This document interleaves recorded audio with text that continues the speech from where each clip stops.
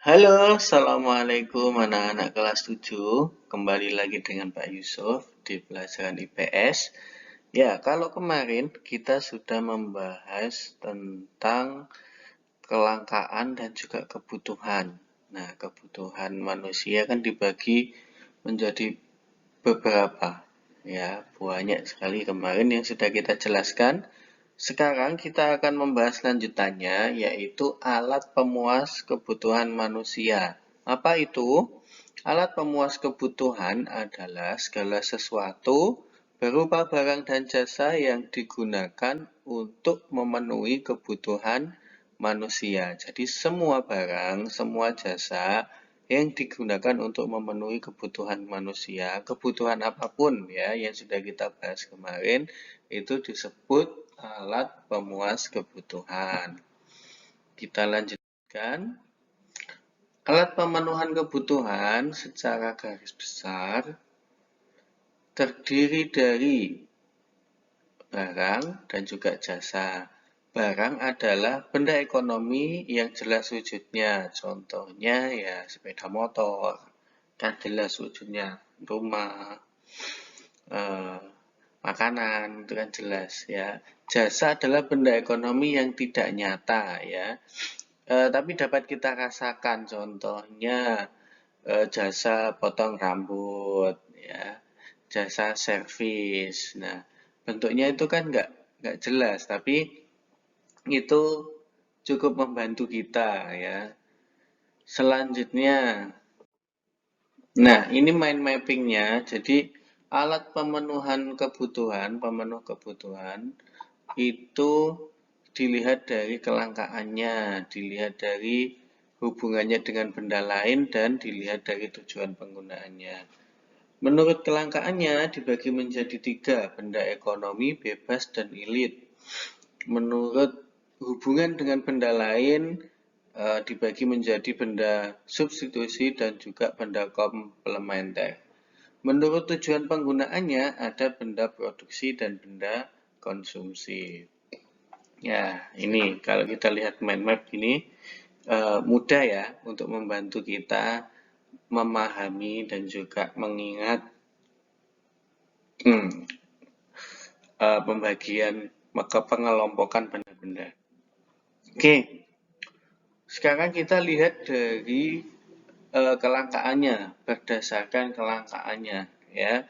Ada yang disebut benda ekonomi, yaitu benda yang untuk memperolehnya diperlukan biaya atau pengorbanan ya.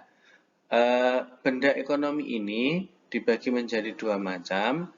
Yang pertama yang disediakan oleh alam. Jadi di alam sudah ada, kita tidak perlu melakukan apa-apa, tinggal mungkin mendistribusikan saja, jadi tidak ada proses produksi ya. Contohnya ada tanah, mineral, barang tambang, hewan, tumbuh-tumbuhan yang memiliki nilai ekonomi. Nah, tumbuh-tumbuhan sekarang kan lagi itu ya naik harganya mahal karena sedang booming tanaman-tanaman hias itu. Nah, itu memiliki nilai ekonomi. Tapi kalau rumput ya tidak, dia tidak punya nilai ekonomi ya.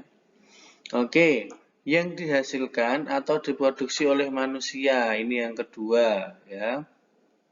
Ya, ada yang berwujud benda, ada yang berwujud jasa. Jadi benda ekonomi yang kedua adalah benda buatannya manusia. Contohnya kursi. Kursi itu kan diolah dari kayu yang ada proses produksinya sehingga menjadi kursi, benda ya, dan juga jasa. Oke. Selanjutnya benda bebas. Benda bebas adalah benda yang untuk memperolehnya kita tidak memerlukan biaya dan tidak perlu pengorbanan. Biasanya disediakan oleh alam. Contohnya sinar matahari, udara, air, batu kali, angin, pasir. Nah, ini kan kita tidak perlu membeli. Walaupun sekarang mungkin batu kali ini sudah mulai dijual, pasir juga ya.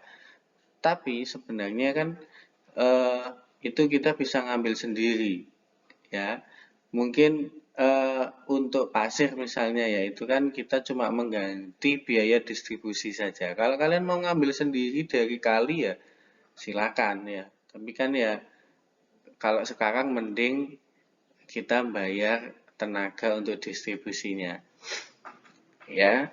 Ini terus bedanya benda bebas ini sama yang tadi dari alam, sama-sama dari alam ya. Nah, cuman kalau yang tadi itu kan bernilai ekonomi. Jadi memang dia ada harganya dan ada diperjualbelikan. Tapi kalau benda bebas ini sama-sama dari alam, tapi dia kita tidak perlu membayar. Misalnya sinar matahari. Nah, tapi ada kabar kemarin perusahaan di Inggris itu sudah mulai ada yang jual udara. Jadi udara itu dimasukkan ke sebuah kaleng. Jadi orang-orang Inggris yang mengembara itu kalau kangen dengan kampung halamannya itu dibuka. Ya, ya memang ilmu ekonomi kan terus berkembang ya.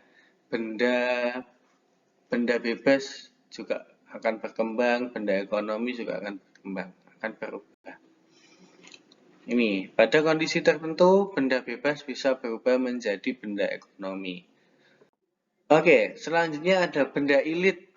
Benda ilit adalah benda yang jumlahnya tidak terbatas sehingga mengakibatkan bencana bagi kelangsungan hidup manusia. Jadi, karena jumlahnya terlalu banyak, malah menjadi bencana. Contohnya air, jadi air bah, jadi tsunami ya. Air itu bermanfaat, tapi karena terlalu banyak dan datangnya tidak diduga, akhirnya jadi bencana. Angin menjadi badai, tanah jadi longsor.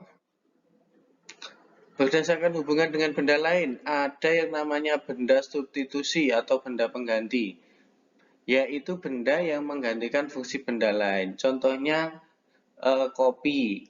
Nah, kita biasanya ngeteh, tiba-tiba teh kita habis bisa digantikan dengan kopi. Nah, daging dengan ikan.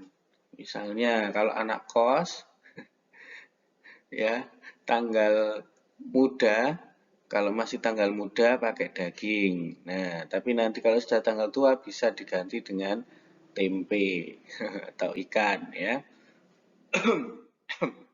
Yang kedua ada benda komplementer. Kalau tadi pengganti, substitusi, yang ini adalah pelengkap. Jadi satu benda harus dilengkapi dengan benda lainnya yang melengkapi untuk bisa digunakan secara maksimal. Contohnya buku dengan pena. Nah, kalau buku tok kita mau nulis gimana caranya? Nah, dibutuhkan benda komplementernya yaitu pena. Sepatu dengan kaos kaki, ya. Kita bisa langsung pakai sepatu, tapi pasti kurang nyaman, apalagi kalau sepatu pantofel ya. Nah, sehingga kita lengkapi dengan kaos kaki. Sikat gigi dengan pasta gigi, saling melengkapi. Kendaraan dengan bahan bakar. Punya kendaraan tapi nggak ada bensinnya. Nah, sama aja. Nah, akhirnya kita beli bensin yang merupakan benda komplementernya kendaraan. Oke, yang terakhir berdasarkan tujuan penggunaannya. Ada benda produksi dan benda konsumsi. Benda produksi adalah benda yang digunakan untuk tujuan produksi atau untuk menghasilkan benda lain agar diperoleh keuntungan.